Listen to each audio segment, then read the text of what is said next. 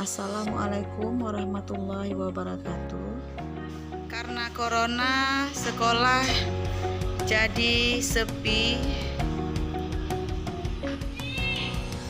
Siswa diliburkan dari tanggal 17 Maret sampai tanggal 1 April.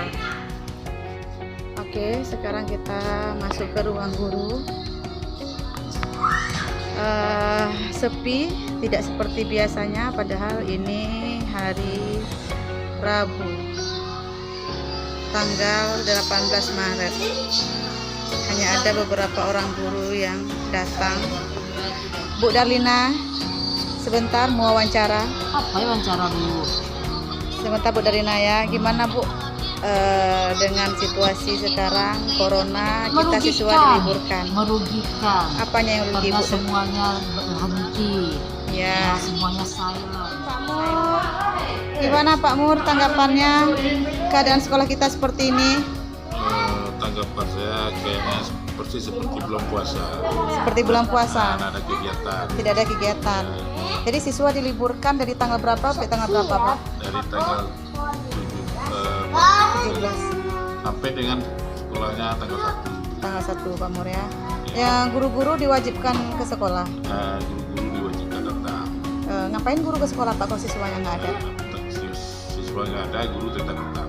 Siswa nggak ada, guru tetap datang. Tetap. Makanya seperti guru-guru ini persis seperti di bulan puasa. Guru bisa menghadapi corona mungkin. Guru bisa mengatasi sendiri ya caranya terbaik. Bagaimana yang harus dihindarkan. Mungkin kalau siswa dianggap masih anak-anak ya. Kalau siswa itu kurang tahu bagaimana cara menghindari corona, tapi semuanya berpulang kepada Yang Maha Kuasa. Gimana kantin? Ekonominya nih kayaknya merugikan ya karena corona ya. Berarti bukan dari atas saja merugikan, termasuk orang-orang kalangan bawah seperti kita juga merasa dirugikan ya. Omsetnya kurang ya, nggak ada masuk sama sekali ya. Kosong ya. Ini adalah Abang Zakir, pemilik kantin di sekolah kita. Oke, terima kasih. Pak, ini ada Bapak Sarana Prasarana. Gimana Pak Lahman? Ya, Bapak kegiatan apa datang ke sekolah?